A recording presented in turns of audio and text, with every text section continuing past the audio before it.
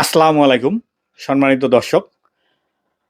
আপনারা যারা Lalmoni express, Rangpur express, Kurigram express ট্রেনে যাত্রা করেন, যে দেখা যায় আপনি কাঙ্ক্ষিত ট্রেনে উঠছেন, উঠে দেখলেন যে আপনার সিটটা উল্টা।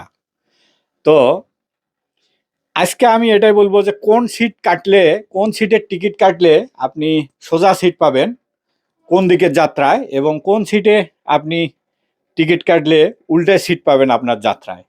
তো আপনি যদি ঢাকামুখী যান, অর্থাৎ ঢাকার দিকে যাত্রা করেন লালমনিরহাট থেকে, রংপুর থেকে, কুড়িগ্রাম থেকে, তাহলে আপনাকে ১ থেকে ৩২ নাম্বার সিটের টিকিটগুলা কাটতে হবে।